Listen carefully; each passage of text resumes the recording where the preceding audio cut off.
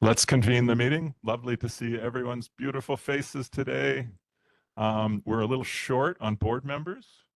Carol, Dottie, Uili, Uili might be online. Do we have anyone online? Atalina. So we don't have quorum at this point, but we can still proceed. We just can't vote on anything. So let's get going with the agenda. Call to order. And let's start with our friends from the Honolulu Fire Department.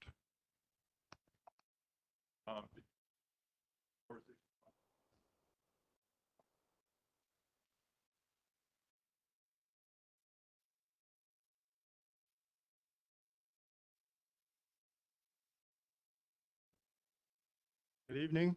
I'm Captain Ryan Oak. Oh. Good evening. Oh.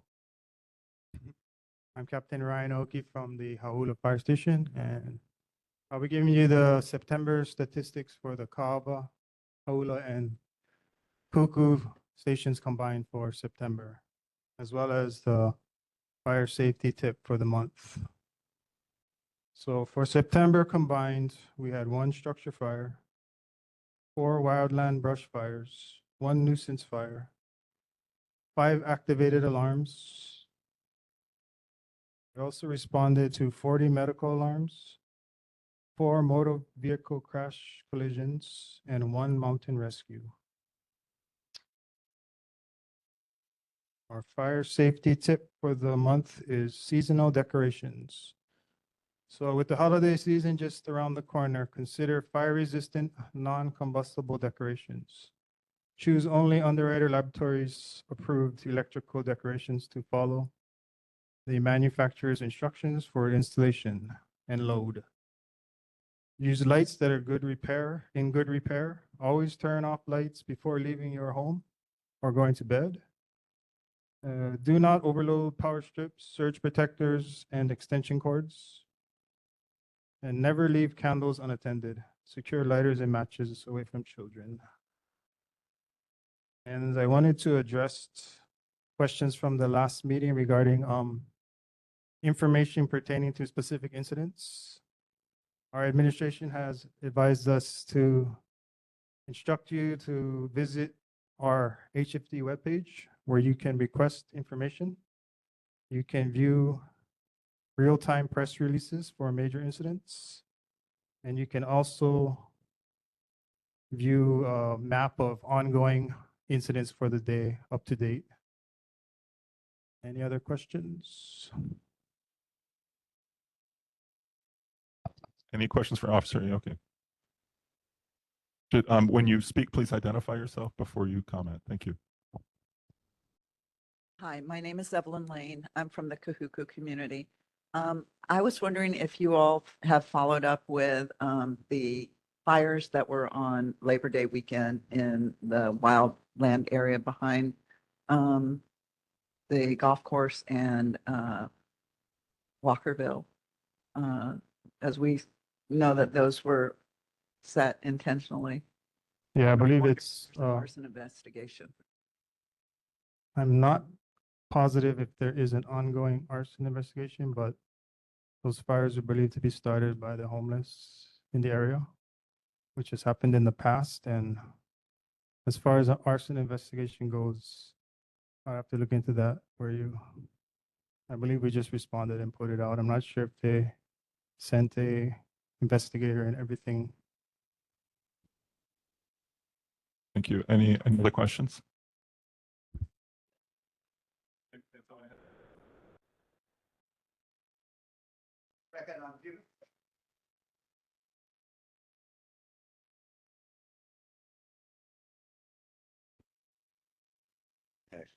How many people do you need to turn on a microphone?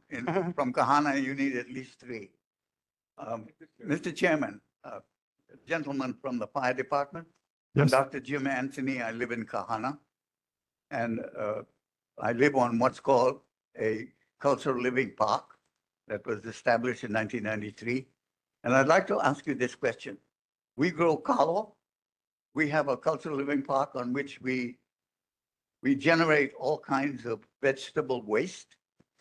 And we would like the the fire department to inform us and educate us about the restrictions that you have, if you have any, on lighting fires in order to deal with the problem of like ulu leaves, banana leaves, kalo, and that kind of thing. So could you please arrange for that at some time in the near future? Thank you, Mr. Chairman.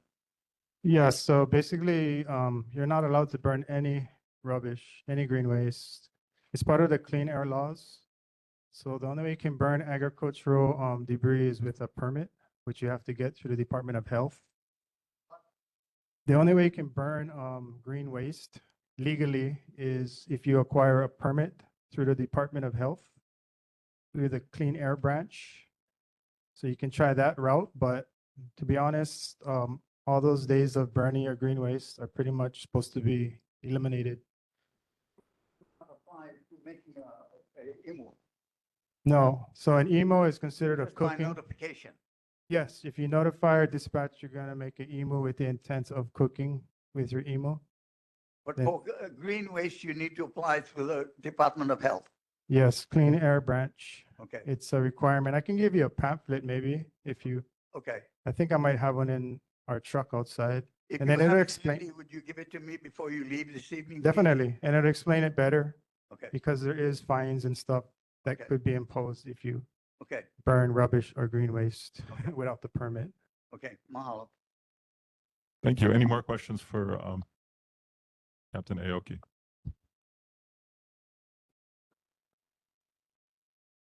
Okay, no one? Okay, great. Let's move on to, thank you very All much. right, thank you. Appreciate it. Let's move on to the Honolulu Police Department.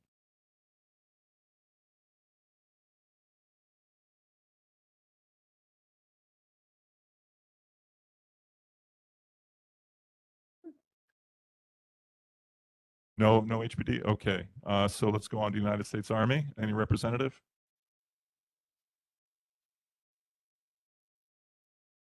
Nope. Okay, so let's go on to government reports.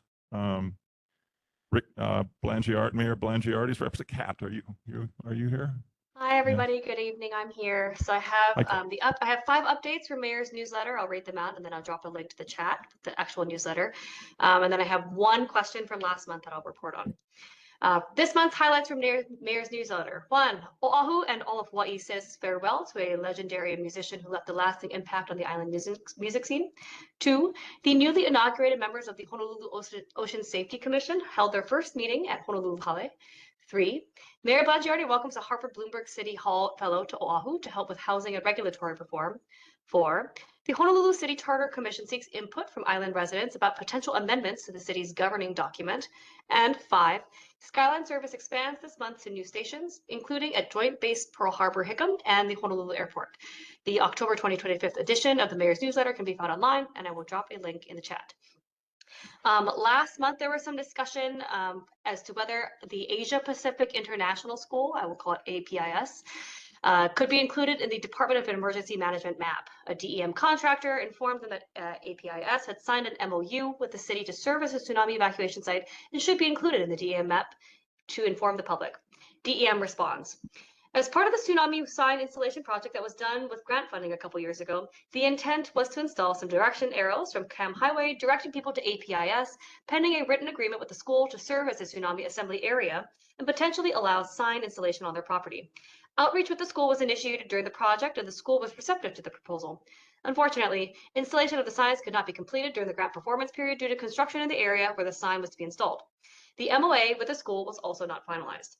DEM has reached out to the school to reinitiate efforts to finalize a formal agreement that designates the school as an assembly area and supports sign installation.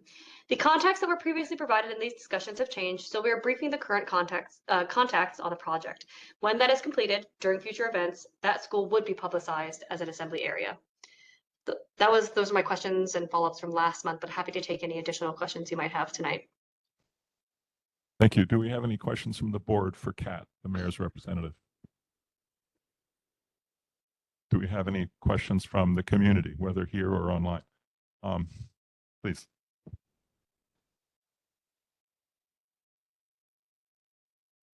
Hi, Kat. My name is Evelyn Lane. I'm from Kahuku.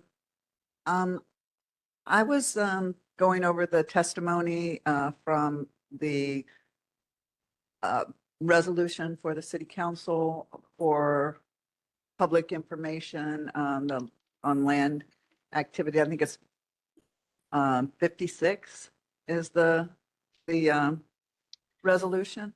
And I'm just wondering why the mayor's office isn't supporting that, where we should be able to have more information come to the neighborhood board so that we can be an informed constituency. And the other part of it is we already have a public administration law in the state of Hawaii that's supposed to give us information about every decision that's made in every agency and department from the state to the city and county. And I just hope that our politicians will start supporting the public's right to know about things. And I'd like it to see it start with the mayor's office, changing their position on that and supporting the people. Thank you. And this is in relation to Resolution 56. The bill that asks for projects to come before the neighborhood board, yes. Thank you. Okay, this is for something for Kat to respond, I guess, our next meeting. So any other question? We have a question online from Catherine Heath. What can and will the city mayor do to make parking meters friendlier to the elderly? Coin slots are often jammed.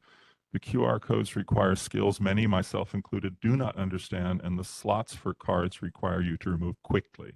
Now that is a joke. I have to have tweezers to get my card out of the slot at all, let alone quickly. As a semi-abled human, I find parking increasingly difficult.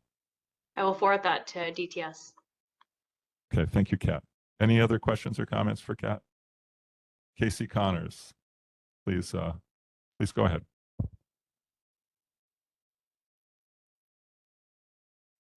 Casey, I don't know if you're muted or not. Hi, Kat. Thanks. Can you tell us, or DPP tell us, how close to the ocean people are allowed to build?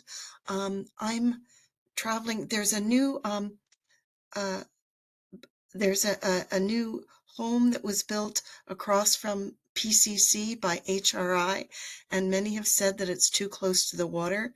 I can maybe tomorrow or so I can give you the tax map code for it, but we'd like to know how close to the water and who gets a permit and who doesn't, and how that is proceeding now. Got it. I Thank will you. report back from DPP. Thanks, Kat. Any other questions for Kat? Okay, let's move on then for, go ahead. Was there somebody else? Oh, Representative Matt Wire, our council member. Anybody here present right now? There we Hi, go. it's Hi, Chelsea. Can you guys hear me? Okay, Yep. awesome. Thanks, everyone. So good to see you all.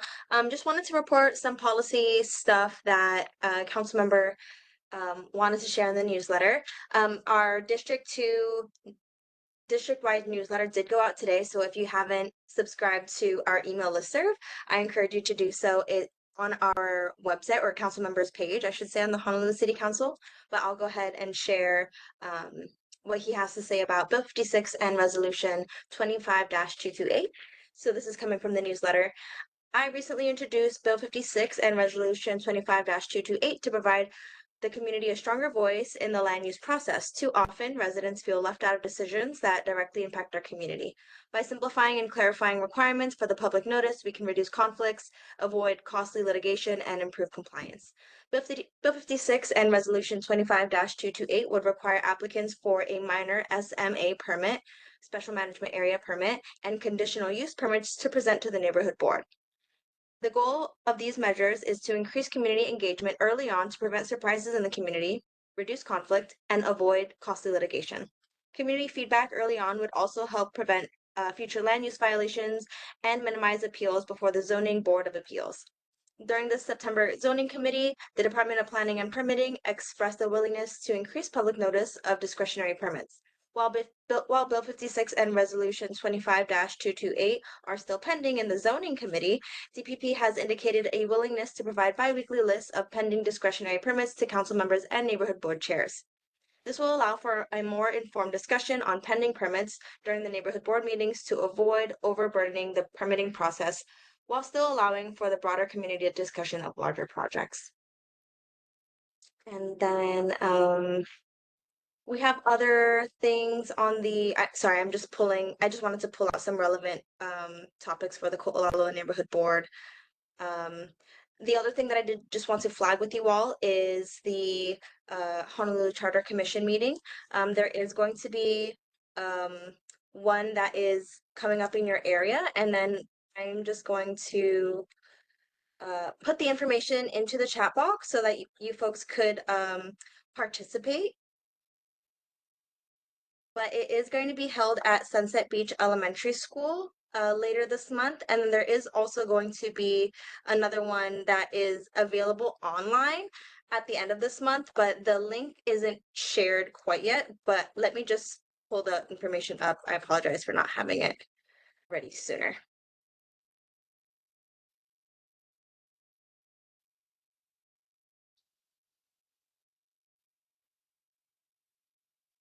But in the meantime, while I'm dropping it into the chat, I'm happy to take back any questions for the team. We'll talk a little bit about the charter a little bit later in the agenda as well, but are there any questions from the board for Chelsea or our council member?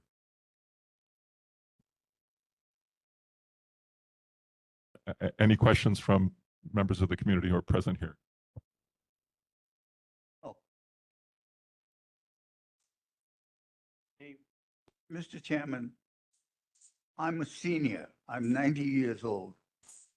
I want to draw the attention of this board and yourself personally that the recording system, for example, the last speaker sitting the distance that I am sitting away from that screen in the video system and the sound system, I have not been able to understand a word that was said.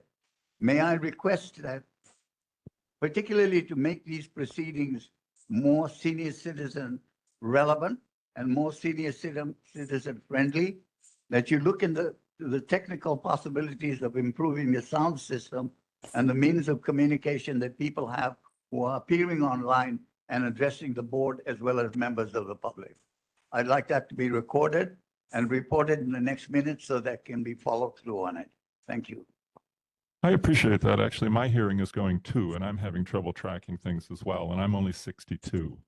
Who, by the way, was the last speaker and what did she report on? Chelsea is the representative of Councilman Matt Wire. Of who? Councilman Matt Wire. And she was reporting on some of the questions from last board meeting and also some of the highlights from the councilman's newsletter. Is there a representative of the mayor and the governor's office here, or do they usually attend? Kat just spoke. She was the previous person. Oh, may I address to you, even though she's already spoken, that an invitation be extended to Mayor Blangiardi to attend a meeting at an early date of this particular neighborhood board. So inviting The mayor. Mayor Blangiardi, that would be a board invitation and a board motion? Well, you can't make a motion today because you. That's right. That's right. So we can put the request in the minutes and Anson can communicate it through the. Be grateful. Anson will do that. Okay, so let us move. Any other questions for Matt Meyer's office? Do we have Casey Connor? Yes, hi, aloha, Chelsea. I didn't know if anyone from our transportation committee has talked to you. There's a lot of concern about raising the bus fare, particularly. Hold on a second, Casey. Can you just wait 1 minute? Is there a way to get Sure. the volume a little bit higher? I'm sorry. Okay, there we go. Let's try. Go again. Have you been in touch with the transportation committee? I'm sorry, I haven't been.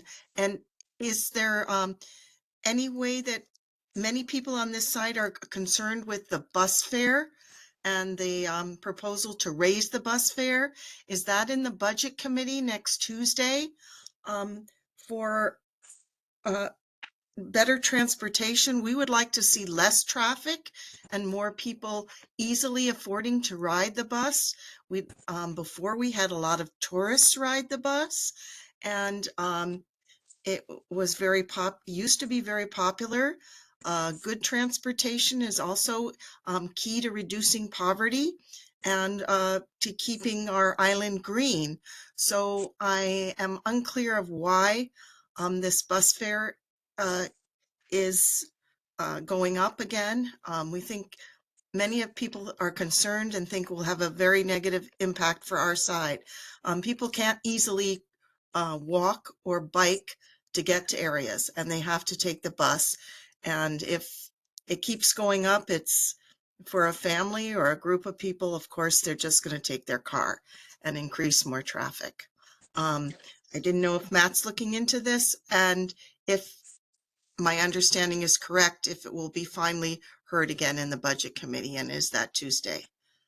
Mahalo. Hi, thanks, Casey. So Bill 54 is, I think, the legislation that you're referring to. So to me, looking on the website here, it's not scheduled for a committee hearing, to my knowledge. For more information on that, so Councilmember Wire, he doesn't sit on that budget committee, but what you can do is reach out to the budget chair, and the budget chair is Councilmember Okimoto. Thank you, Casey. Thank you, Chelsea. We have another question from Catherine Heath. Does zoning at the Crouching Lion allow for the recent deluxe care sales spot by the restaurant? Chelsea. I'm sorry, I'm not sure if I understand the question fully. Could I have a little more context? Can I speak, Matt? Michael? Oh, I'm sorry. Go ahead. Sorry, I was just There reading. they've recently reopened the restaurants at Crouching Lion. I do forget what they're calling it right now. But up on the hill, they've also opened a car sales place for deluxe car sales. And I'm rather curious as to how that falls into the zoning laws in the area. I had also asked a question about what's going on in Malai Kahano. Is that the one that you said you'll follow up on this? And I am asking you, not the mayor, because you're more responsive than the mayor is, and I appreciate that. Does that explain what I'm talking about? Thanks, Catherine. Yeah, I can follow up on zoning for that area in regards to businesses and the deluxe car sales It specifically. seems like an odd place to have a car sales spot to me. Right there. Yeah. And a lot of people would like to know what's happening up in Malai Kahana. It's really, we don't know. It's been kind of closed for a long time. We were told it was the bathrooms, but recently there have been things that they're looking for vendors. We'd like to know what's happening. That is a well-used area in up here. Thank you. Thank you, Catherine. Atalina. I have a board member online who would like to ask a question. Okay. Aloha, Chelsea. Atalina here. My concern is with the affordable housing organization located across from Mauna Wila Heao. I think they just opened this year. Sorry, I have a child crying. They just opened up this year, and they're serving our community and they're housing our houseless. However, we have some families that were one of the first families to be housed, and they are saying that they're being asked to leave on October 31st, and they don't have anywhere to go. So my concern is this organization helping or harming our community? Most affordable housing or temporary shelters for communities, what they do is they house them, they provide them with wraparound services to get all the support that they need to get back on their feet. Then they're placed into more permanent housing options. Unlike this, they're asking these families by October 31st, you have to leave. And they don't have anywhere to go, which means that they're going to go back to Hauula Beach Park or they're going to go back to Punalu'u Beach Park. And I don't see what or how they've helped these families. We've put a lot of trust, we've put a lot of heart into this organization to come in. They're not from our community, to come in and help take care of our houseless families. And I would like to know like what their process is. Is this going to continue happening to our low income and our houseless families that get housed there? They're only going to be there temporarily, no wraparound services. And by the end of 3 months, then they're asked to leave, where they go back to the beach or they go back to being houseless. So that's my question. Mahalo. Thank you. Hey, so I don't think you gave me a name of the affordable or the homeless services. You said it was across the way from, Their name is Corazon Hawaii. oh, okay. Have you reached out to anyone from Corazon yet? So we talk with some of their outreach workers, but they don't have a say in decision making. It all comes from management. I think there's a meeting that's going to be set up in a week or two to address this. But these families they're worried that on October 31st, their kids won't have anywhere to stay. They won't have shelter. And it's really stressing them out. Okay. Can you contact me offline so I can get more details and names of people that you spoke with and the names of the family members? That way I know who, where, and how to follow up appropriately. I'm gonna drop my email into the chat. That way we can get something on record going here. Absolutely. I just want to Thank make you sure so that we much. get all the accurate information. So I'll wait to hear from you, and I just dropped my email into the chat. Thank you. Thank you for caring so much too. Thank you, Angelina and Chelsea. We have Andrea online, and then we'll go to you. Andrea, did you have a question? No, I did not. Okay, never mind. So let's, if you could identify yourself and Yes, my name is Ronnie from Hauula. And I wanted to share with Atalina about the company, Cortisona. They're not from here, and the state worker who hired them is not even from here. Now, the contract they got, from what I know, said their contract is for 5 years. They're taking all their money back to LA where they come from. They're not. So Chelsea, you need to go and find out how the guy who gave them the contract, because he's using my daughter. He will use my daughter to help this company. And my daughter is about ready to get fired because she's not agreeing to our cultural aspect. They're not agreeing to our culture. So there's a big problem that the state did. You guys did this because you guys went and allowed outsiders into our home, and then you guys gave them the permission to control our people. So you guys need to fix this, because he came down here and he went scream out our people that work for this foreign company that came from the state. So Chelsea, you need to find out who is responsible for this, because the company that they hired should have been from Hawaii. You can't address people from Hawaii, and you cannot say outsiders, because the team from New York City is helping our people. They understand where we're coming from, and they've been working really hard with our people.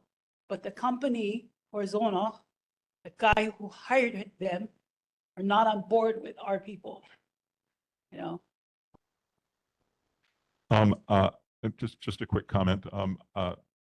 Atalina, you're the chair of our subcommittee, which includes housing and human services and health. And so is, I think, Uili. And I'd be happy to if you want to have a little conference call as under the subcommittee and think this through. Yeah. Okay. Sounds like an urgent issue. Go ahead. Hi, my name is Cynthia Channels. I am a CHW worker that works with the houseless community. I've been doing it for how many years? If you notice Holo Beach Park, there's way less homeless there. I also have a nonprofit and it's called Haleofa. We just opened it, House of Love. And with Cortisone, they came to me to ask for the people who are in their place right now. And the reason why, because they know I have, they were told that I have the connections. And I was all on board with it, except when my people got in there. And I was okay with everything because they kept saying they're going to have wraparound services, they're going to be taken care of, there's going to be programs, they're going to be all types of things in there. I got most of my people their ID or set them up already. Now, they're coming from the beach and they have kids. If they're going to a house and to a place, they're expecting to have help with financial, medical, and all of that. That should have been set from the very beginning. Not only that, but there should have been counseling for them because they're coming from the beach. We don't know if they're on drugs and stuff like that. I actually think that my people were put in there for guinea pigs because they're not getting the help that they should get over there. And they don't feel comfortable.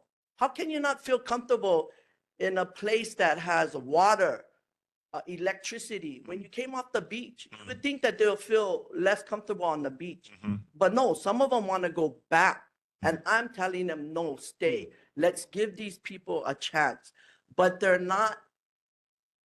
How can you tell somebody that has, and you know clearly by talking to these houseless people, that they need counseling, that they need help. How can you tell them, oh, you're going to be out, we're going to be having you leave at the end of the month?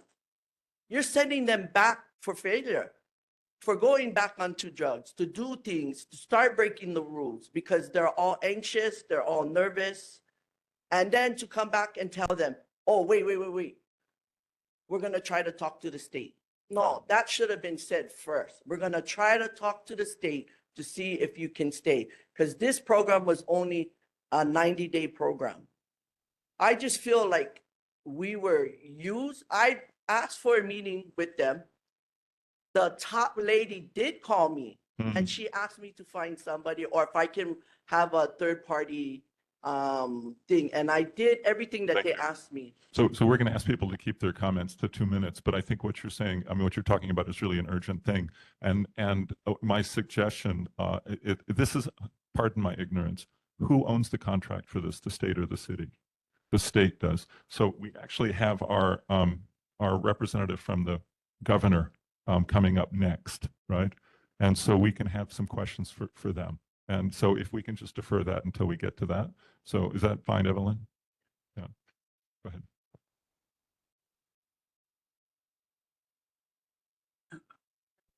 Dr. Anthony again. I want to point out something that I think is extremely important that just occurred with the last person speaking from down the table from me. These are extremely important community matters. Yes, agreed. And these are matters that are not specifically on the agenda. I really do not care about that. I think that the person who just spoke before I am now addressing you raised some very important questions that are close to the heart. May I remind you, Mr. Chairman, that this is a neighborhood board. Your job, the job of this board, is to take care of people who are neighbors who have problems. And whether the matter is on the agenda or not, I am glad that you are letting them speak and speak as long as they do. Jim, Thank you. there are a few things that I think you've misunderstood me. Well, I did not tell her that she couldn't speak. What I said was, no, let me finish. Let me finish. Please don't, okay? What I'm asking is that she bring this issue up when the governor's representative comes up, because it's the governor that's in charge. There are also opportunities on the agenda for community members to bring up miscellaneous things. But the discussion with our representatives is a little bit more limited. We're doing it and we bring up issues with them, they bring it back to us. If there's something that's not related to, say, our city council member, I will ask to defer it to the public comments or to the appropriate place on the agenda. That's my role as chair. Any other comments? She's right here, right in front of you. Okay, so let's go on with the agenda. Let's go on with is the Congressman Takuda staffer here, online or present? No? Are you guys able to hear me by any chance? Yes, okay, yes, we can. Thank you. Hi, my name is David. I'm with the Office of Congressman Joe Takuda. So I wanted to be able to provide you some updates from the office, and I'm sure that all of you guys have heard about that. We're currently in a federal government shutdown. So wanted to be able to address that federal services and benefits may be slow or be stopped. However, the Congresswoman's office will still be available to try and help people during the shutdown. If you would like to be able to have more information about it, I will go ahead and insert a link into the chat. That is basically an FAQ page about questions that people will have about the federal government shutdown. Or you can basically call our offices at 808-746-6220 or 202-225-4906. Another thing about it is that Representative Takuda plans to hold a statewide telephone town hall on Thursday, October 16th, which is next Thursday, from 5:30 to 6:30 p.m. to take live questions from participants and address concerns about the shutdown. If you're interested in joining, I will go ahead and be able to provide the link also within the chat, so that way you guys can be able to have a chance to join in whenever possible. And with that being said, I am free to take any questions at the moment. Do we have any, thank you, David. Do we have any questions for David, Representative Takuda's representative? Evelyn, I will tell you, Jim, when it's the governor's representative. Yes, go ahead, Evelyn. Hi, this is Evelyn Lane from Kahuku. Thank you for coming to this meeting tonight. I really appreciate it.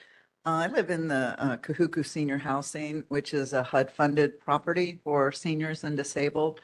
And of course, you know, we have a lot of questions about whether or not HUD will continue to pay our rent and whether we'll get our Social Security checks and our food stamps and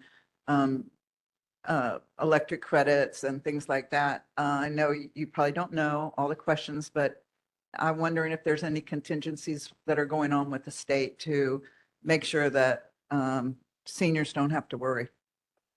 I do not know the answers at the moment, but I will go ahead and be able to ask people in the office about your question to see if there's any contingencies for that. Thank you.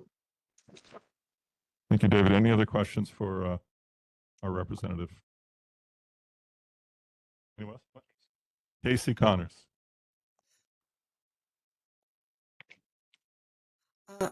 Aloha, David. If and when the current crisis is solved, would you then have time after you work on that to tell us if the annual homeless count from HUD will be on again in January? Could you keep an eye on that for us? Because the count 2 years ago said we only had 45 homeless from Kahaluu all the way up to Turtle Bay. And that's one of the reasons there are not enough services in this area. And secondly, after this crisis, if you have time to look and see if the transportation, the topics for public transportation is still intact, and that's to make sure that minority and low income areas have the same public transportation as other areas. And we've used Title VI before to make sure we had adequate bus service when it was cut years ago. And those are on the back burner after this crisis is over. But if you could keep that in mind, really appreciate it. Mahalo. Oh, mahalo. I'll go ahead and be able to keep that in mind. Thank you so much, Casey. Thank you, Casey. Thank you, David. Any other questions? Okay, so let's move on to Erica. Oh, excuse me, Erica is the representative of the governor. Do we have Jim here? Jim? This is the governor's representative. No, she's not. So she's just starting. No, not yet. Thank you, Mr. Chairman. Aloha Chair, board members, and everyone for being here tonight. I have dropped the link to Governor's newsletter in the chat. There's hard copies at the back as well. I just have 2 questions to report on, and they're pretty quick from last month's meeting. Both questions were directed to Hawaiian Electric Company, HECO, via the Department of Transportation. Number 1, is there a tree or vegetation trimming standard? A resident and board member felt like the trimming was only done a few inches of within electrical systems. And so the answer that I received from HECO was that yes, there is a standard. There is a 10-foot minimum clearance from the lines that is required for safety purposes according to OSHA laws. There are certified arborists and vegetation management crews that are contracted to prune trees growing into power lines in accordance with these clearances throughout the island. Thank you for that question. The second question was also related to trimming. Can trimming be done during non-business hours to minimize traffic impacts? HECO responded that they sincerely apologize for traffic impacts and inconvenience associated with the vegetation management. However, for safety and visibility, tree pruning work is scheduled and permitted only during daytime hours, after morning rush hour, and ending before afternoon rush hour, which is usually around 3 p.m. And I'll now take your questions. Thank you, Erica. Do we have any questions from the board for our governor's representative? Okay, do we have any questions from the community to our governor's representative? Jim, you have the floor. I take it that the governor's representative is still online. Oh, you're here. Okay. All right. I'm Dr. Jim Anthony. I live in Kahana. And at this meeting, we're taking a new way of addressing the board. My wife, Grace, is here. She's a 74-year-old woman who recently fell and got injured on state land. During and in the course of doing state-related cultural living park work. Next to her is our Mopuna, 15-year-old Leilani. She is also part of our household. Sitting over there is Leilani's mom, Mati. She is here because she lives with us on a 65-year terminal lease, along with 28 other people who are lessees on state land. Terminal lease. That means I'm asking you with great humility and as unambiguously as I can, I want to get the governor's attention focused on our situation. I want you to inform the governor that we have waited for, let me point this to you. We have waited for 3 years for the head of DLNR, 3 years. That's 1,095 days for DLNR, the chair of DLNR, Don Chang, to acknowledge, forget reply, acknowledge correspondence that we sent to her 3 years ago. 3 years. If you have a terminal lease, do not forget please remind the governor and his staff that HRS 516 that was passed by the legislature in 1967 makes it mandatory, mandatory, for the state to sell the fee interest to lessees who petition the state.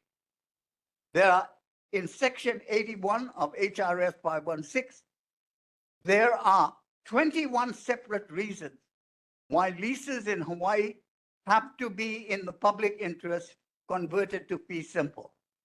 Having said that, and without taking up too much of your time, Mr. Chairman, my residual request to you with great humility, in the name of these people, this girl, by the time our lease is expired, will be 45 years old. And the terminal lease is such that when it terminates, they kick you off the property and they take all of the equity that you have in your home. So to that end, to the ends that I have mentioned to you with considerable passion, I am asking you in the name of this board, and I recommend them to adopt this by resolution when they have a quorum, that you invite the governor to come out here and meet us. We are members of this community. This is a 600 square mile island.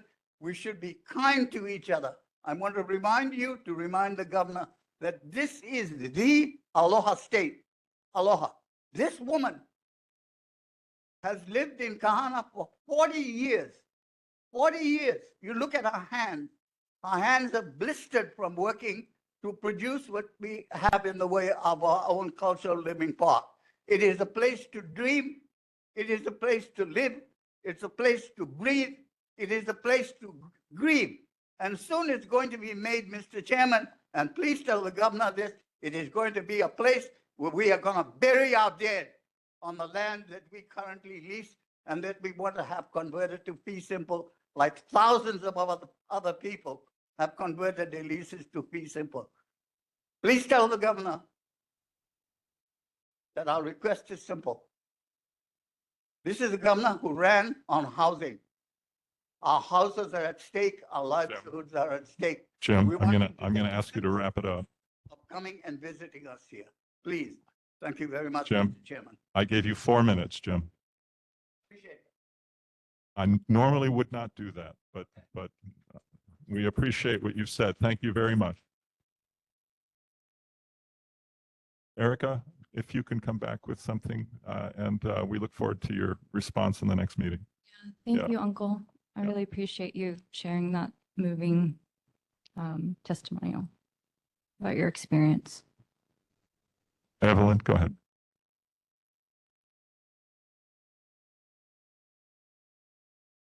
Evelyn Lane, and I just want to support what you have said about your plight and your desire to have your fee simple land.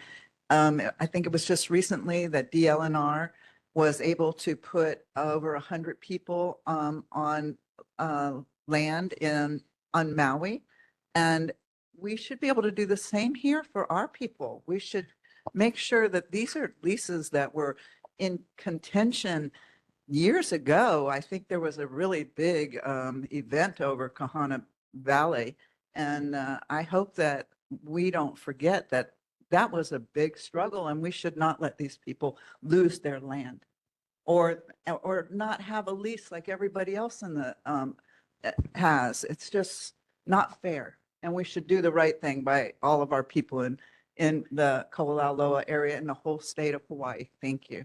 Thank you, Evelyn. And next we have Catherine Heath. Thank you, Evelyn. Agreed. Want to unmute myself. First, I wanted to apologize to Erica. You are listed on the agenda as Director of Communications Engagements, Wealth, Wellness, and Resilience. And the only hint that you represent the governor is the Hawaii.gov. So that's just not clear on the agenda. And I'll take the I have rap some- for that, Catherine. I'm Oh, sorry. I'm just saying, I was apologizing to her because I said, where's the governor?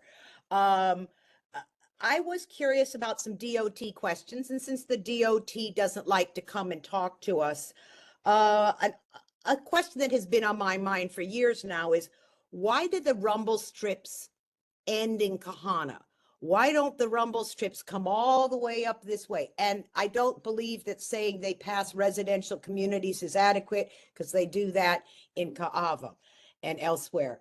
My other question is, some time ago, we had a lady from the DOT come and explain to us what she was going to do with this stretch that we have that's collapsing into the ocean, very similar to what they're doing in Kaava. And she talked to us about how they had to do research on 3-man boulders, etc. When are they coming back? When are we going to matter as much as people down the road a little, so that we're not dealing with another crisis? That would be nice to know, if you could find some answers to that. Thank you. Thank you, Thank you. Catherine. So somebody from DOT was actually at the meeting last month. I think they are trying to come every other month. I've asked them to at least make that commitment. But I do work with them, on answers that specific questions that I get. But I can ask them to come again and make sure they'll be here next month. Thank you, Erica. And then we have Atalina, one of our board Aloha. members, Atalina. Aloha, Erica. Mahalo for being here with us. Governor Josh Green signed an SB 933, which includes a $50 million appropriation for grants and aid to nonprofit organizations statewide. My question is, I'm not sure if Cynthia's still there, but we have amazing nonprofits that understand the needs of our community. They're from our community and they're culturally sensitive. They know exactly what our community needs and how to go about implementing interventions and programs that help to address. And they stay in our community because they live in our community, and they're our aunties. And that's like Cynthia, who has Hale'ofa. We have Auntie Dottie, who has Huio Ho'ula. I'm wondering if there's any more information on how our local nonprofits can apply for this funding to help Ko'olauloa, to help build infrastructure, to help provide programs for our youth and for our houseless populations. And I think our local nonprofits are the answer for your offices to help our community. So I was just wondering if you have any more information on how they can access these funds. Mahalo. Yeah, I can certainly provide that information next meeting. Thank you, Atalina. Thank you, Erica. And then we have Casey Connor. Aloha, Erica. Thank you. It's good to hear some things from the governor, but not clearly yet, that he will now, after the film and TV industry didn't get the help that it need last year, that it looks like it will this year. We have so many people in the area that work in front and behind the camera, and those are good paying jobs. So, but I was confused at why the money might come through HTA, the Hawaii Tourism Authority. And number two, I am confused on why are taxpayers paying so much to market Hawaii for, when it seems like the hotels and the big tourist companies are the ones that are benefiting, and the locals are getting very low income wages from the tourist industry. So I didn't know if the new economist is looking into that, and any better statistics. And three, our side is also, as you know, the music is very strong here on the performing arts. Will there be any more programs, or haven't for years, on helping our musicians get their streaming revenues, or learn how to do their make scores for films, TV, and advertising? There were some programs, I think, 3-4 years ago, and hasn't been any since. It's a low cost way. We have the talent. They just need to go digital. Could the governor's office possibly look into that? Because this side is musically so talented. Mahalo. Thank you, Casey. To that, thank you. Thank you, Erica. And we have would you folks like to address the governor's representative on what we spoke about earlier?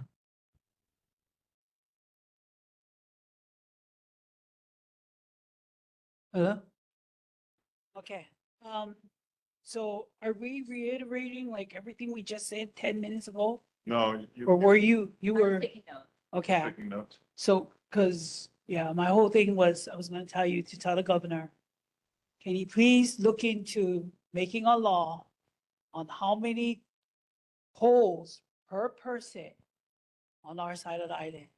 Cause you get 10 poles, 10 casting poles, one man. If the fish was to hit 10 poles, one person cannot reel in all those poles. We paddle, we share the ocean with everybody else.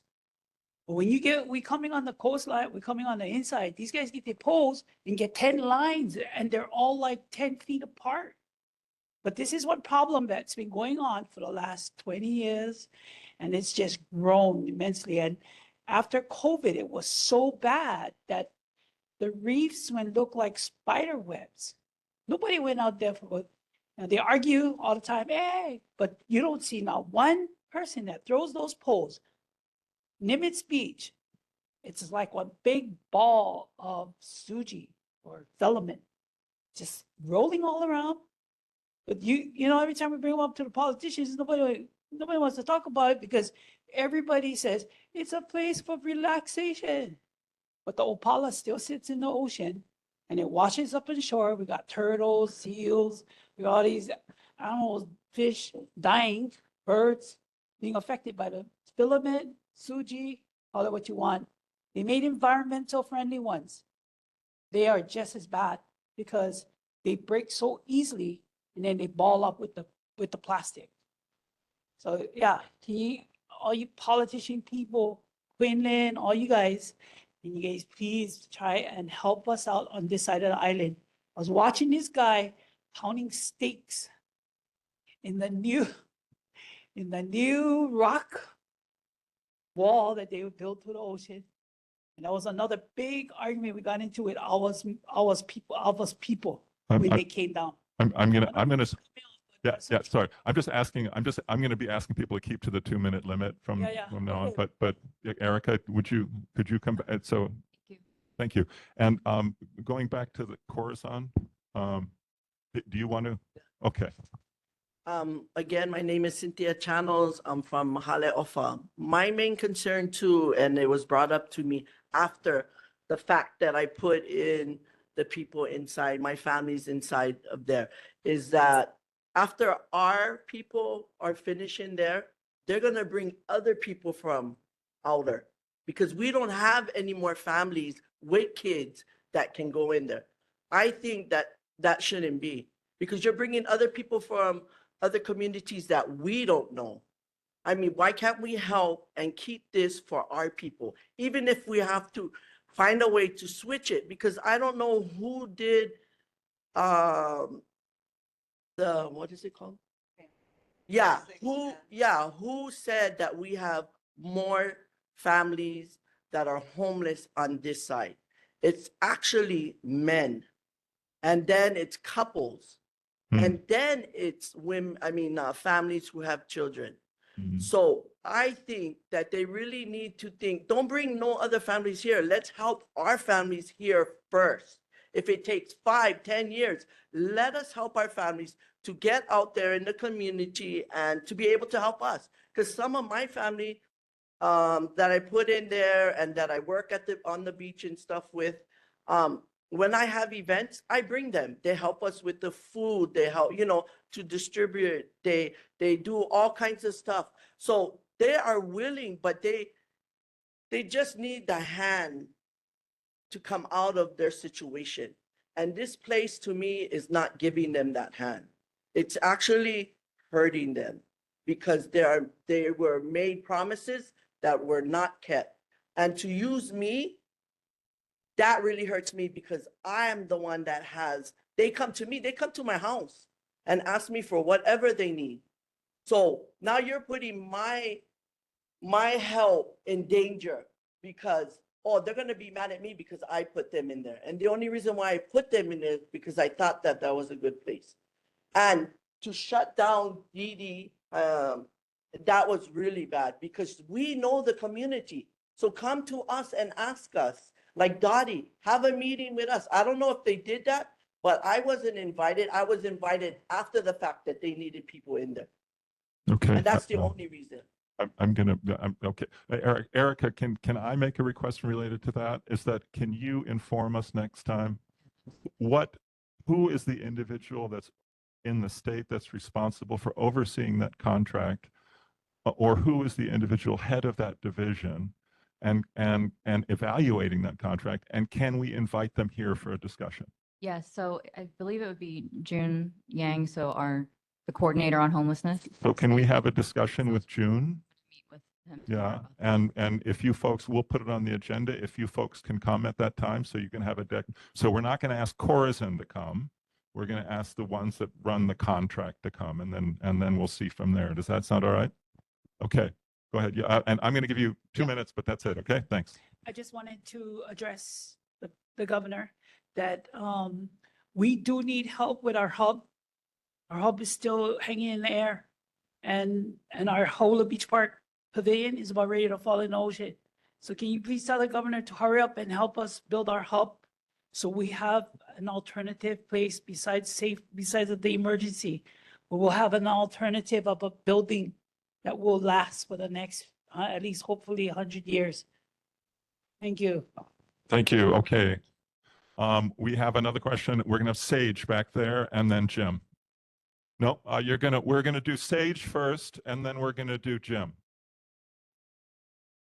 Can you use the microphone, Sage, please? Aloha, everyone. I'm Kahu Sage. I have a little misunderstanding going on in regards to that program, only because I did have a meeting with June. And I thought he told me that it was a city contract and that the city purchased that property. So I could be wrong, but I did talk to June after that place opened. So maybe we'll get down to the bottom of all of this, right? Because I don't want the wrong people to meet and all of a sudden we're meeting with the wrong people. That's something I have to confirm too. Okay. I think some parts of the contract are joint, but I'm not sure which parts. Okay. So I'll have to confirm. Erica, if it is joint, could you help us figure out both sides, and can we have them possibly invited? Thank you, Erica. And then Jim?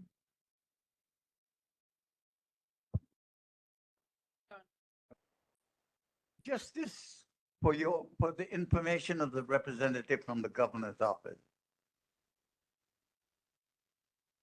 Kahana is 5,280 acres. Kahana was acquired with taxpayer money before 1967. The amount of kalo being growing in Kahana is so small that it is embarrassing. Kahana offers the opportunity of becoming the breadbasket of the entirety of Oahu. The governor has a public trust responsibility embedded in the Waiahole decision of 1999, public trust, to protect our resources like water and land for this and future generations. I want the governor to please consider coming here so he can hear us, hear our heartbeat of our concern, and give us an opportunity to remember, to make him remember, to remind him of the promises that he made when he was running for office, which were centered on housing and the proper use of land. So please convey that to the governor so that he will find the time, make the time to come here and visit with us. Thank you, Mr. Chairman. Thank you, Jim. Thank you very much. Yeah. Do we have any other questions? Okay, so let's move on to our state senator, Brenton Awa. Do we have his representative here? Hi, everyone. Are you able to hear me? We can, thank you. Is that loud enough for everybody? Yeah, thank you. Go ahead. Good evening, everyone. Good evening, Chair, board members, members of the community. My name is Elizabeth Tabake. And I'll be representing Senator Awa's office. Just a quick update. A week from today, next week, Thursday, the Senate Committees on Judiciary and Agriculture, which Senator Watt is both a member of, will be briefed on the impacts of recent federal policy changes. They'll be briefed from Hawaii Food Bank, Hawaii Farmers Union United, Hawaii Board of Agriculture and Biosecurity, also known as the Board of Department of Agriculture. They're going to be briefed on impacts of recent federal policy changes, tariffs, and/or funding cuts on Hawaii's agriculture industry and food production and availability. So that'll be next week, Thursday, and then we'll be able to send out any updates that we learned from that. Um, a little bit of good news from the governor's office: 1.5 million of CIP funds has been released from the governor's office for Kahuku Medical Center for phase 2 of upgrading their electronic health record systems. Update on, I think I mentioned this last night in the whole association, but for those who weren't there, update on Kaipapa'u Bridge or the Ha'ula Bridge. That construction should be done by the end of this month or beginning of next month. We've been told by Hawaii Department of Transportation that the final layer of asphalt on both entrances of the bridge is all that's left. So that should be done by the end of this month or the beginning of next month. And then lastly, is Dottie here? No, Dottie is not. She's at her Okay, 60th well, high school reunion. Oh, okay. Well, this also might be, I heard something about asking the governor's office for help with getting the hub up and running. I'm not sure if that's the Huyo Ha'ula hub that they were mentioning about. Was that it? I'm sorry, go ahead. Um, I was just trying to clarify the hub that was mentioned earlier, if that was the Huyo Ha'ula hub. Yes. Yes. Yeah, that was the Okay. Resilience Hub. Okay, the Resilience Hub. Yeah, so that I told Dottie that our office will continue to work on that to see when the GIA funds would be released. Worked with the governor's office today, and we were sent from the governor's office to the Office of Community Services as well as Department of Hawaiian Homelands. So the funding for Huya Ha'ula is currently in Department of Hawaiian Homelands, but we are working on it. I am going to set up a meeting with the director of Department of Hawaiian Homelands together with Senator Awa to see if we can get those funds released ASAP. Again, that's the 110,000 for operations for the Hui Ula. And that's the update. I wasn't able to update Dottie directly as that update was given to me earlier this evening. But I will contact her once I get the chance. That's the update on that. And I think I also heard a little bit about from the community about Corazon and different programs from Kaleofa. Correct me if that is not the name of the other program that I heard from, but I've taken down the community's concerns, take it back with me, even though it's not during our report, but I will take it back with me to Senator Wall to see if there's anything that will be able to oversee or anything that we'd be able to get answers for some of the questions that were asked during this meeting. But that's all for the update that I have for Senator Wall's report. If there's any other questions that I not have yet addressed, feel free to ask them. But just know the other questions that you've asked to the other government officials, I've also take that down to see if there's anything that we can help with. Thank you, Elizabeth. You're on it. I appreciate it. Yeah. And it's nice when we don't have to repeat ourselves. So, any questions for Elizabeth from the board, either online or present? Do we have any questions from the community for Elizabeth for Senator Owa's office? Jim? I'm sorry? That was, yes. Yeah, yeah. Casey Connor. Thank you, Elizabeth. Because of Senator's interest in the school and in ag, could he look into the need for a new ag teacher in Kahuku and the pipeline that it goes into the new and excellent ag programs at Windward Community College. We weren't getting Kahuku students in those programs. And Windward Community College has a new program on limu, and for limu for food, for medicine, for cosmetics, for energy, and it's both research and for business. And didn't know if that falls under Senator's ag under the ag committee or what, but we know that he has some knowledge of that. And one of the biggest, Windward Community College is booming, but one of the biggest problems is getting young men, especially Hawaiian young men, into college. And didn't know if he had any time to look into that also. We think he would be a good role model. Mahalo.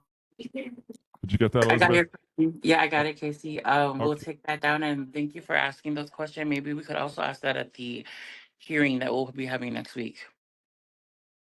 Thank you. Okay, any other questions for Elizabeth, Senator Owa's office? Okay, moving on. Thank you, Elizabeth. Appreciate it. State House of Great night. Representatives, Sean Quinlan here or his staffer? Nope. Okay, let's go on Oh, with the agenda. sorry. Oh, do we have? Go Sorry. ahead. I'm Sunshine from Representative Quinlan's Hi, office, Sunshine. who apologizes that he couldn't be here tonight. I'll just give a brief update. Sunshine, we've got some folks here, people like me who are sort of hard of hearing. Could you speak close to the microphone? And if we need to, can we turn this up? Sorry, I'm soft spoken. I apologize for that. Can you hear me better now? That's much better. Thank you. Okay. Sorry about that. So Representative just wanted to report that he recently bought 5 window ACs for Kuku Elementary, and that he is aware of the electrical issues at Kahuku High School, and he has met with DOE, and they're currently working on resolving that. And that's it for the update. But I'm here for any questions or other concerns. Take back Okay, to the thank you office. very, very much. This is Sunshine, Representative Sean Quinlan's office. Any questions from the board? Any questions from the community? Yes. Yeah, I just wanted to. Could you identify yourself first? My name's Ronnie. I'm from Hauula, but I work in Kahuku, up at the farms by the military.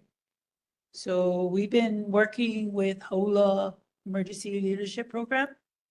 And we had a situation with the tsunami with our seniors.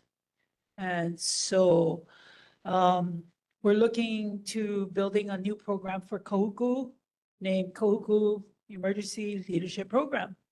So we're looking for places to start a duplicate of what Dottie them are doing here in Hauula, but we need access to the military behind us by the zip line, so we can get an area that is far off away from the ocean, 3 miles, possibly 5. There's a military training area, so you'd ask Quinlan if he can get a hold of Evelyn or me to see if we could talk to him about arranging our access through the military gates on Malekahana Valley Road. Thank you. Okay. Would it be possible to get your contact information in the chat, or if you could email our office at repquinlan@capital.hawaii.gov? Could you give your contact information to Anson and he can put it in the chat? Would that be okay? Okay. Okay. Yeah, Okay, that, that's- of course. Yeah, but we'll also we'll ask Ronnie to give it to Anson and he can put it in the chat as well, so that you can contact each other. Okay. Any other questions for Sunshine? Okay, moving on. Oh, Casey Connors, excuse me. Go ahead. Yeah, quickly. Thank you, Sunshine. Quick again. Could Sean also again look into film, TV, music, higher income jobs for our side? This side has such incredible talent.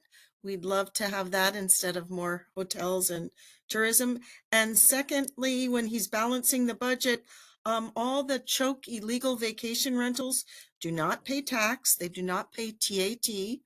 That's the hotel tax that they're supposed to pay. And we're concerned that they will not pay the green fee either. So those are all some of the state taxes that they do not pay. We have so many illegal vacation rentals here in North Shore. If Sean could look into that from the tax point of view, we greatly appreciate it. Mahalo. Of Thank you, course. Casey. Thank Did you you. get that, Sunshine? Yes, I did. Thank you. Okay.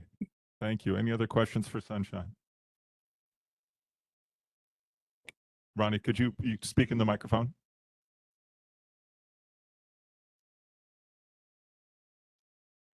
Could you speak in the microphone? I just wanted to know if I would have to mention again about the casting, the polls. Casting. Sunshine, were you listening when Ronnie talked about the excessive number of polls that each that particular fishermen have and sort of the challenges to ocean usage for other folks and Opala? Did you hear that in the Sorry, previous I wasn't discussion? on for that. Okay. I Could you summarize it apologize. quickly, Ronnie? Yeah, it's just like the amount of polls per person, and then it's the leftovers, like when the eel takes the line into the hole, then they just turn around and they yank it, and then all the yards, sometimes it's miles of suji filament gets left in the ocean. So if you got 10,000 people throwing pole per month, and you got all that line left over in our ocean. So they need to start thinking about limiting the casting. Eleanor, you guys, whoever, is we got like all this opala left on the beach, and then if we're spending millions to redo our shoreline, and these guys come and start spiking their thing into the rocks and loosening it, that doesn't make sense. Thank you. Thank you, Sunshine. Do you understand? Yes. Okay, awesome. Thank you. We look forward to your report next time. So thank you. Right. Any other questions for Sunshine? Okay, let's go on. We have several presentations here. Some of these items on the agenda really dependent upon the board being here. So the last ones will be very, very brief because we won't be able to appoint people to participate in these particular activities. But let's start with our friend Navin. And he is going to talk about the Oahu Exceptional Tree Program. Navin, you have 5 minutes. We're going to be we are on section 4 presentations. We're doing the presentations now. So section 4 and A.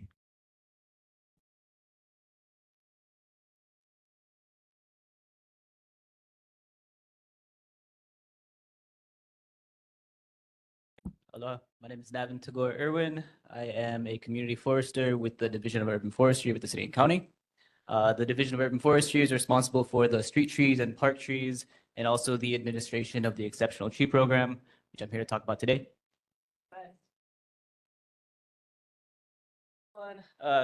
Essentially, the Exceptional Tree Program is a tree protection program that is administered by the City and County. It was established in 1975 in response to development, which was removing a lot of these landmark trees throughout our environment and our communities. There's a couple incentives for private property owners to exceptionalize their trees. If you're a private property owner and you nominate your tree for exceptional status and it is approved, you are eligible for a $3,000 tax deduction for tree trimming services for every 3 years. It's not the best incentive, to be honest, but the main incentive really is to protect your trees and make sure that they can be there for future generations. The trees are basically community nominates trees through some paperwork, which I'm going to go through in a little bit. And then a committee called the Mayor's Arborist Advisory Committee reviews and approves those nominations and then sends them to City Council once a year. And then they are added to an ordinance that protects them under law. Okay, there are over 1,400 exceptional trees in Hawaii, and a lot of them are starting to basically age out. And we're starting to see a lot of these trees come down. So this outreach today is part of a push to try to get more exceptional trees in our inventory and protected. Okay, so what makes an exceptional tree? An exceptional tree is a tree that is that hits the following criteria. So a tree that has historic or cultural value, an exceptional age, rarity, location, size, aesthetic quality, or endemic status. The endemic status is a little tricky. Just because you have a native tree doesn't mean it's going to be an exceptional tree. If you have like a Lonomea, if it's a really large Lonomea in a fantastic location, then it could be exceptionalized. But just because you have a Lonomea doesn't mean it's going to be exceptional.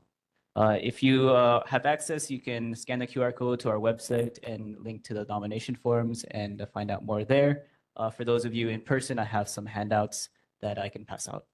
And I'll post everything in the chat after I'm done. Okay, so exceptional tree management. Exceptional trees are protected because of how they are managed. So they have to go through a pruning application. So you can't just prune your tree, unfortunately. It has to go through this application, which goes through the City and County Department of Parks and Recreation, Division of Urban Forestry. That's where I work. And our office reviews those applications and makes sure that your arborist actually knows what they're doing and make sure that they don't kind of like butcher that tree, improperly prune it, or unnecessarily remove it. That process is pretty fast. You know, once we get applications, we usually approve it within a couple days. So it doesn't take too much time. Additionally, removals are only permitted if the tree is a risk to public safety or private property. It's really hard to remove a tree.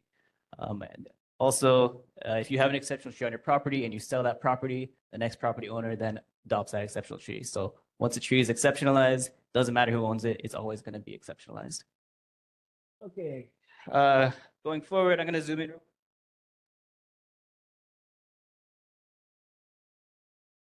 The reason I'm here today really is because we have about 900 exceptional trees on Oahu. And if you look at that map, what do you notice? The vast majority of them are in town.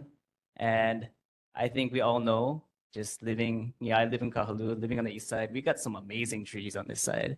And that map should be populated with the trees in our communities, that we can be getting those tax incentives and those protections. So that's really what I want to get out here. Please, if you have trees in your community that you want to exceptionalize, protect, please do. You can pick up some nomination forms from me afterwards. You know, just driving up here, I see all these massive kamani trees that you don't see anywhere else. You know, it's only on the east side where you get kamani trees that big, and they should be protected. Kevin, we've got about 45 seconds. Just Okay, wanted to that's let you it. know. That's all I got. Okay. Nice job. Nice job. You got it. Because you said that was a 10-minute presentation. It You was got a it 10-minute out. presentation. Yeah. Nice work. Any questions? Okay.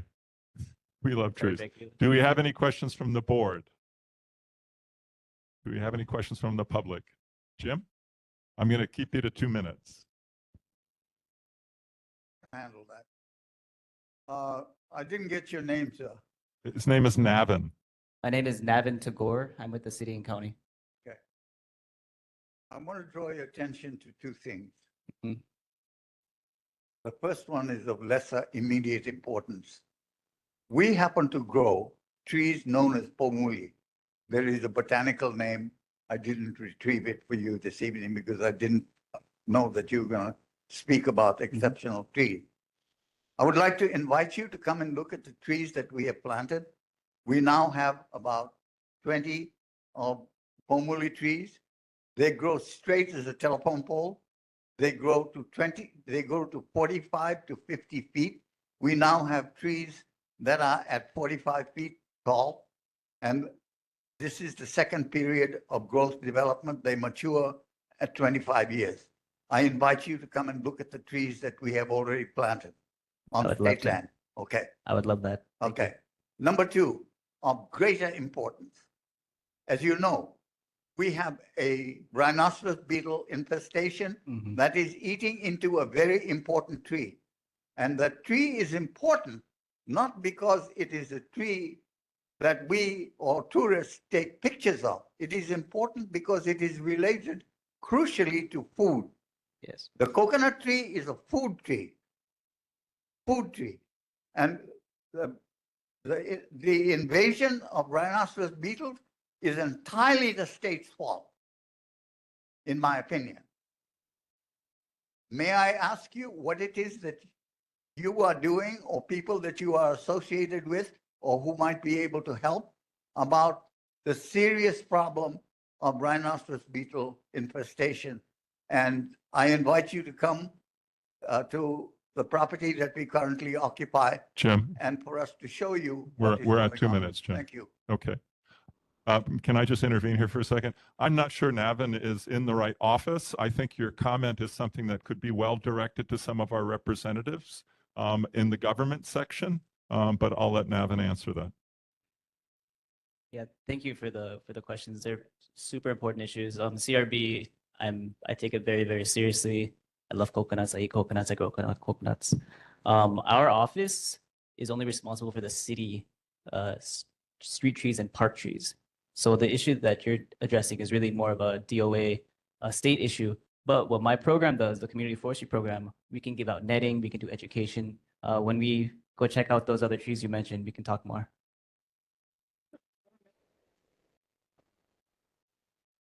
Too long as our government, Please, Jim, could you please use the microphone? too long has our state government and the county government and our federal government have been worried about bureaucratic, unimaginative bureaucratic lines that people draw in the sand to divide up responsibility different agencies. We have got to change. And I'll tell you why we got to change. Just this 1 30-second presentation for you. Our country is faced with a revolutionary situation that is leading us into new areas that we have never been for a long time or at any time before. And one of the reasons is for bureaucratic inefficiency and unimaginativeness. Okay? Do not put people like me to go to Senator Awa and say, you're a Republican, invite Donald Trump Jim, to come Jim, you're 30 seconds. That's put me in that situation. okay. Thank you, Jim. Think of in those terms. You have to think creatively about not saying, oh, it's not my Kuliana, it's somebody else's. Well, no, but Jim, I think what's important here is we direct this to the right person. Erica has been listening. I'm sure she's been taking notes. I said, Erica from the governor's office has been listening. That would be the appropriate person that you speak to on this, but she's already heard you. I'm sure she's taking notes. Okay. We're giving Erica lots of homework, so thank you. Do we have any other comments for Navin? Thank you for coming. Oh, wait. Casey Connors, go ahead.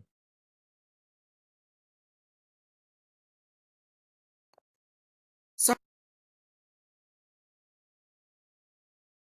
You're muted, Casey.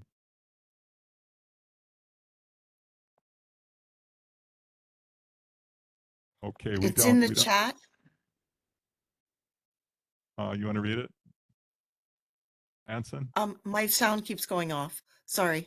Here, well, I can read it. Here, hold on just a second. Casey Connors, Navin, quick question. Are you able to work with Kahuku High School and local students, Kahuku Library presentation and display info? Mahalo. She wants to know whether you can do some outreach to the school and to the library. Absolutely. Okay. Put my contact info in the chat and we can talk later. Okay. Thank you. Thank you very much. Navin, thank you for coming all the way out here. Appreciate it. Yay. I'm sorry, who else? Who? Oh, Catherine. Navin, I'm sorry, there's one more question. I'm asking about if you join the program, are you signing on for special and expensive tree pruning, or is your exceptional tree program different from that of the outdoor circle? It is the same. It is the same. What are the caveats that you sign on for to protect your tree? Because I've heard some people say they've backed away because of these things. Could you clarify that a little for us? Catherine, he presented some of it in the Okay, presentation. Yeah. I guess it's not had the best reception up here, so that's tonight. Totally understand. Totally understand. I mean, it does get complicated if you like to prune your own trees, because what this program requires is that you have a qualified arborist prune your trees, which does, it costs money. Yeah, that's what I heard is what qualifies as a qualified arborist, someone with a BA. a BS degree? I mean, No. So the qualified arborist, the qualification is really an internal process we have at the Division of Urban Forestry. Just because you are a certified arborist doesn't necessarily make you a qualified arborist. So we have our city arborist review those applications to make sure that their pruning process is actually going to benefit that tree and maintain public safety. So as a, like myself, I can become a certified arborist easily. It's a pretty easy thing to do. But being an actual practicing and qualified arborist, we have our internal staff review those applications. right, thanks for that clarity, because that I understand better. Thank you. Yep. Okay, thank you, Catherine. Thank you, Navin. Any other questions? Okay, thanks again, Navin. Really appreciate it. So let's move on to the agenda. We have Roberta Hickey Gomez from the Mediation Center of the Pacific. She asked to be on the agenda several months ago. We're delighted that she's here. She is going to present on the early eviction mediation program. And just to remind you, you have 5 minutes. Thank you. I'll try and speed through.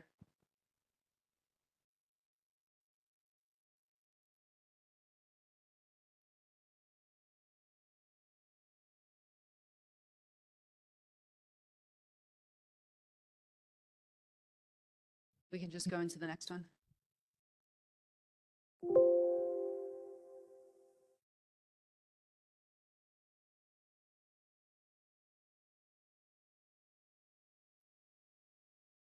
Next slide, next slide.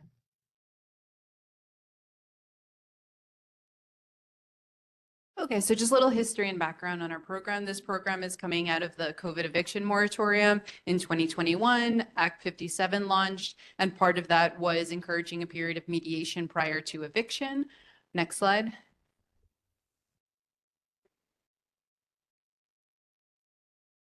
Okay, sorry about that. No worries. So part of the program was under Act 57, the program expired in August of 2022, but we continued moving forward with the program to be able to provide these services to the community because we felt it was necessary. As part of that, it's a voluntary process that involves both landlords and tenants coming together in mediation. The nice thing about the program is that it is neutral to both parties, so it benefits both landlords and tenants. The program is helpful in the sense that for landlords, an eviction can take anywhere between 1 and 4 months. So that's an extended period in process. It also can cost anywhere between $500 and $10,000. So it offers a cost savings to landlords. And on the tenant side, it helps to be able to establish an appropriate move out date if necessary, or coming to a payment plan that makes sense for them. We've also developed as part of the program budgeting tools for both tenants to be able to ascertain whether or not they're in the right unit for them, the fit for their finances, and working along with them. And also we've developed a eviction cost calculator, and that eviction cost calculator is great for landlords because it plugs in their unit size, the number of units, what average cost it is for turnover, change of locks, painting, maintenance, etc., to show them what the exact cost. Because when we talked about earlier, anywhere between 500 and 10,000, that's an abstract figure. But we've developed this tool for landlords to be able to use to be able to really understand what the process is and how much it's going to cost them. Our services are great in the sense that we have on average a 48-hour period for scheduling mediations. They occur primarily on Zoom. We offer interpretation services for the community if needed. If people have issues with technology, they can come into our offices and we're able to provide those services to them.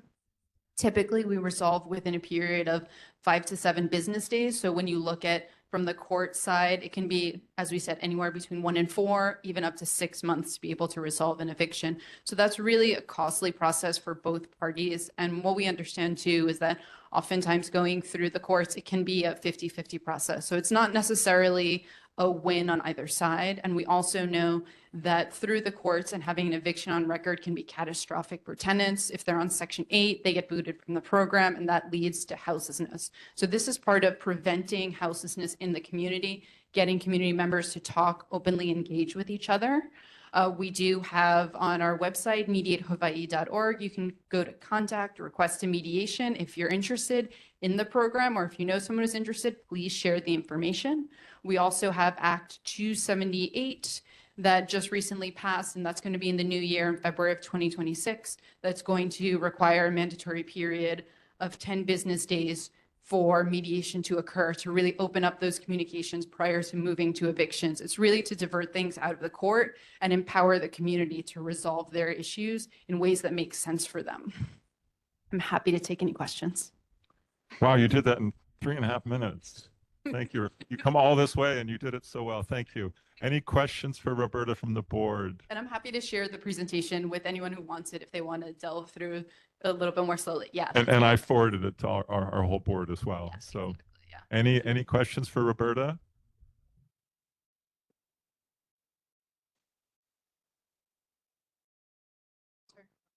Yes. Okay, Jim, 2 minutes. Look, I apologize. I didn't get the gist of what you're saying, but let me ask you this. Since you're in the mediation business, we're locked in a dispute with the Department of Land and Natural Resources. No, We- Jim, I'm going to interrupt you here. This is about individual eviction issues. They're a nonprofit, and all they do is mediation between particular tenants, not state agencies, but particular owners and So the you people. are restricted by a charter. That's right. By their That's what mission. you do. By their mission. Fuel eviction. Exactly. Okay, I'm barking up the wrong tree. That's right. Okay. Okay. Got it. Thank you, Jim.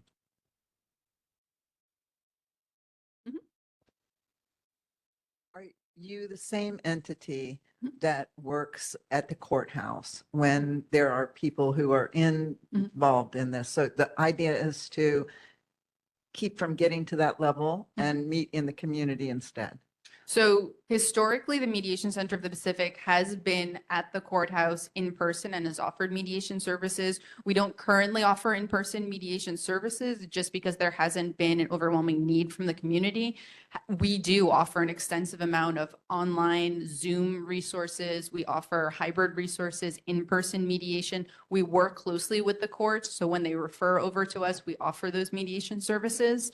You know, if we do find that there is a need in the community for in-person in the courts, we can certainly explore that. But honestly, as we stand right now, there hasn't been a significant need from the community to be able to offer that. But as I said, we're offering a variety of in-person and hybrid services, and it's offered an access to the community at large because people can mediate from their home, they can mediate from community centers. It's been really helpful in giving people that access. Awesome, Roberta. Any other questions for Roberta? Go ahead, Ben. I think that was a great presentation, and I think the communities are gonna love it once it's out there and people know that you're out there. Yeah, and they're gonna need it. It's only gonna be getting rough, very shortly. Mahalo. Yeah, Thank you. we're grateful for your work, Roberta. Go ahead and please identify yourself first. Hi, I'm Cynthia Chanos from Haleofa. I just have a question. So if one of my clients needs, like they're getting evicted, we call you, does that automatically stop what the landlord is gonna do? So currently, it wouldn't automatically stop what the landlord's going to do. It's a voluntary process. So if you have a tenant coming to us, they'll request a mediation, they'll give us their landlord's contact information. We'll reach out to the landlord, we'll ask them, are you interested in mediating with the tenant? And we do have like a frank discussion with them and we let them know the ins and outs of like, you could choose to go to court, there's an extensive period, it could be expensive, all those other things. We really lay out the case for them so that they have an understanding that in going the mediation route, they're really empowered to find solutions that work for both parties. And that's really the key crux of mediation, is that we're trying to find solutions that work for the tenant, that work for the landlord, and just kind of merging a solution together. If they go through the courts are going to decide independently, and they're just going to impose a solution on them. So we want to make sure that the parties involved really have a say. Okay, so as soon as they find out, they should get a hold of you. Yes. Okay, great program. Thank you. Yeah, and we also do encourage people who are either behind on rent, whether or not they've received a notice, to please reach out. We have both landlords and tenants reaching out to us. So if you have a landlord who's like struggling with issues, because we also know this is a mom and pop landlord issue as well, because we know a lot of people subsist on that rental income as well. So we want to really acknowledge both sides in that debate. Appreciate that, Roberta. Thank you very much. Any other questions? Well, thank you so much. I have flyers in the back and cards if anyone needs anything from me. Thank you for coming out. It's an important program. Okay, thank you, Roberta. Yeah. So we have actually three things on the agenda, which now, because we don't have quorum, are kind of are mute. There is a joint neighborhood board meeting. We were supposed to appoint someone officially to go. We'll have to find out whether we can send someone unofficially. The Honolulu Charter Commission, I think it's already been announced by one of our representatives that there are Charter Commission meetings, one in Sunset Beach Elementary School. We were going to sort of officially ask someone to represent us, but we can't do that. And I will defer the dog-friendly park initiative to the next agenda because we're running a little bit behind. Do we have any committee reports? No? Oh, Ben.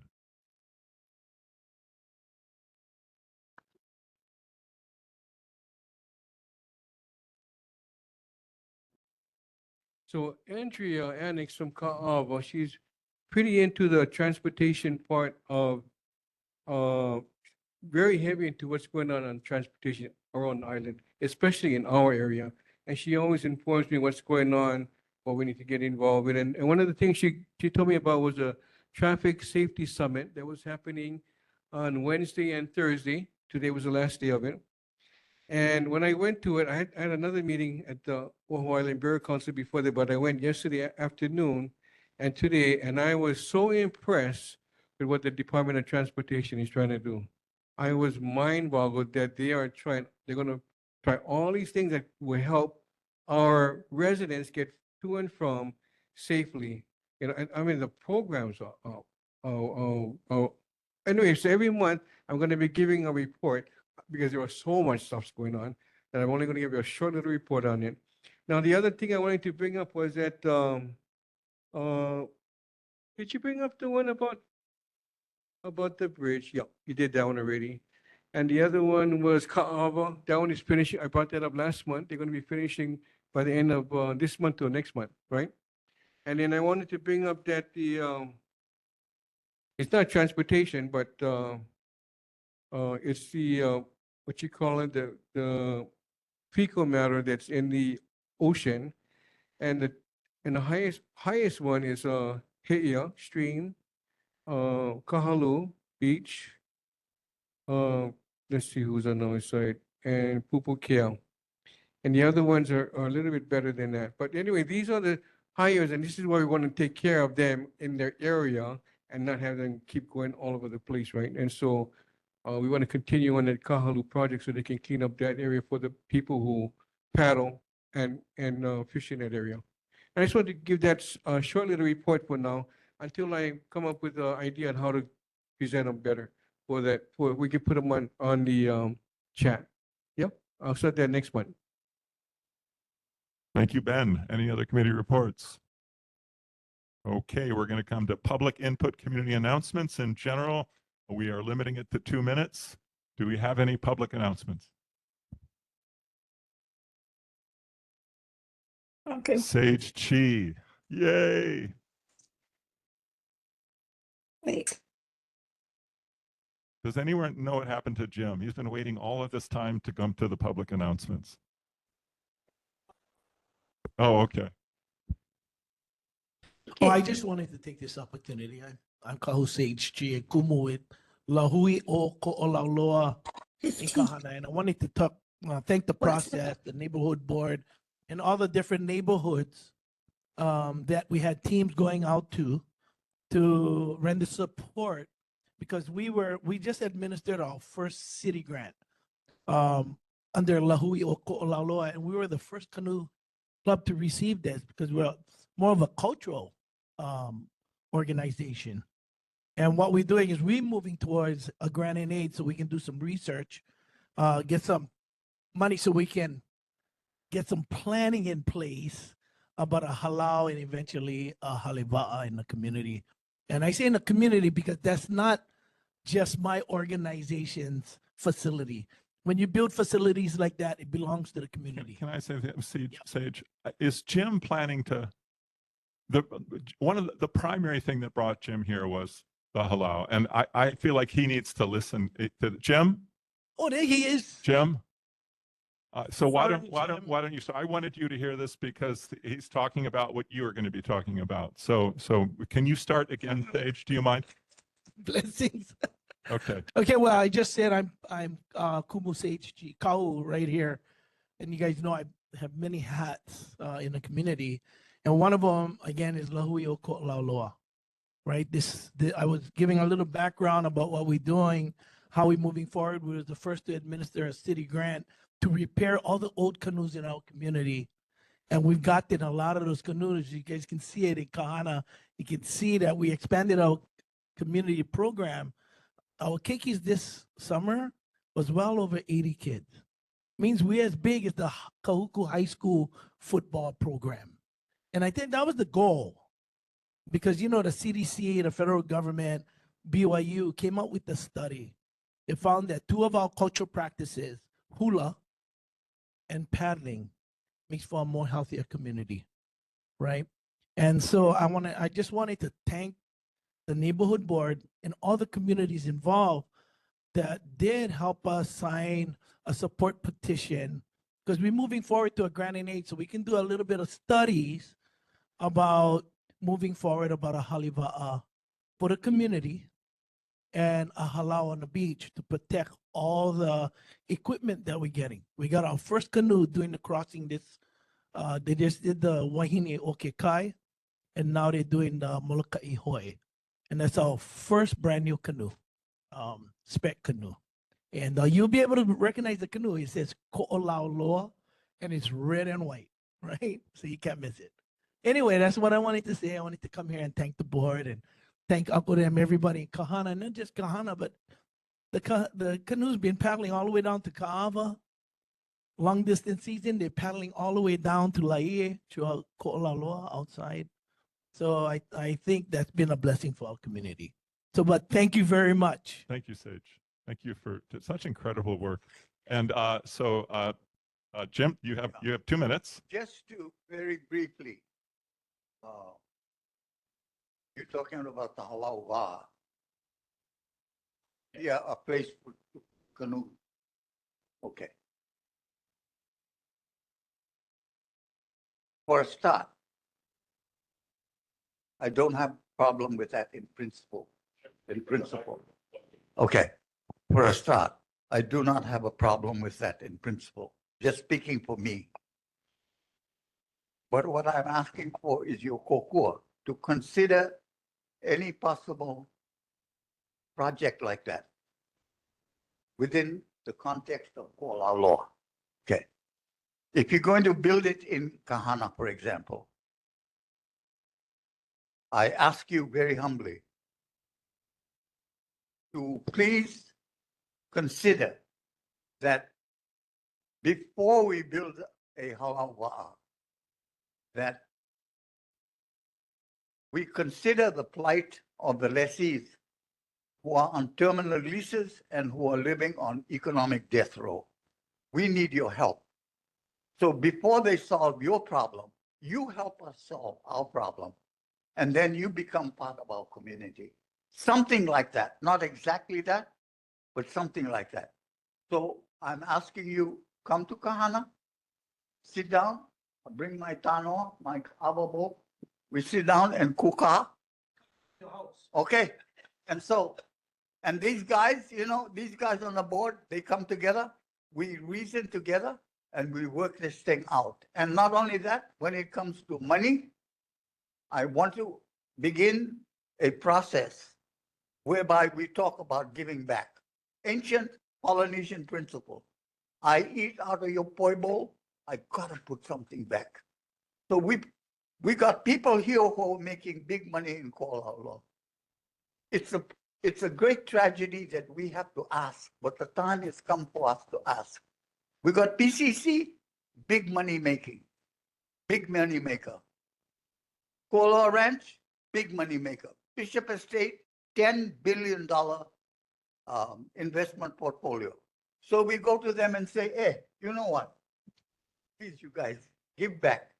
Okay, we want to talk about building community by asking people who have it to give back to the community. That is the beginning of the discussion. I don't want to go beyond that, but I thank you for your patience. I thank you for coming by. You come by anytime. And the first thing we say, hey, Maikana, That means come and eat. That's the first thing we say. So you have our invitation, but you don't need one. So we come back and talk. Okay. Sorry. Awesome. Awesome. Thank you, Mr. Chairman. Thank you. Thank you. Thank you, Jim. Thank you, Sage. One Go second. ahead. Go ahead. And I love that process because that's what we've been doing with our kupunas. We're in a process of recognizing our kupuna council that's made up in olauloa so that they can help us with some of those processes, how to give back. Right now, part of that grant was that I can relieve the fee costs and the obstacles to get these kids to paddle, because that's always been a barrier. And once we remove those barriers, we make it for a healthier community. So I love you guys' help. Thank you, Uncle. I'll come in your house, and I would come in any one of your house. You guys invite me. Thank you, Sage. Mahalo. Thank you, Sage. Thank you, Jim. Thank you. Okay, we have two more public inputs online. So let's start with Adelina. Andrea. Okay, not Angelina. Andrea. Did you have a comment, Andrea? This Kaava Country Bazaar is coming up November 15th. If you want to have a booth and sell some things at the bazaar, which is always a lot of fun, call or text, no, wait, email Kaava School PTO@gmail.com. Very simple, but lots of food booths and entertainment will be occurring. So I think people should see this kind of community also at the school that we've been trying to keep going, keep our school not being shut. Okay, thank you. Thank you. Let's all go. Go ahead. What's the date there? Can you tell us again, Andrea? November 15th. November November 15th. 15, yeah. And what's the time again? Does it start? 9 a.m. to 3 p.m. 9 a.m. to 3 p.m. 3 p.m. Okay. Okay. Thank you. Yeah.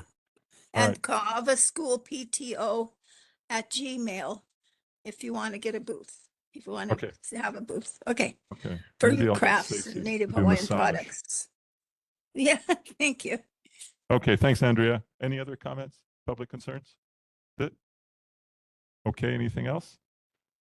Okay, we'll go to approval of the minutes, which we can't do. So we'll go to board announcements. I'm not sure. I received a correspondence from the Department of Transportation about seeking information and consultation on a rockfall mitigation project in Waimea, 2,200 linear feet. If you have any interest in this and you want to comment upon it or review the 8-page proposal, please contact me, michaeljohnepp@gmail.com, and I will send it to you. That's it. You got it. Oh, that's right. That's your committee. I should just refer it to you. So I don't have to do this. Okay, good, good. I'm learning how this works. Okay, now I think we are done. The next meeting is, we already talked about Charter Commission. Next meeting is scheduled Thursday, November 13th, 2025, 6:30 p.m. Thank you all for continuing to be here and for all your beautiful smiles. And we will see you in a month. Meeting adjourned.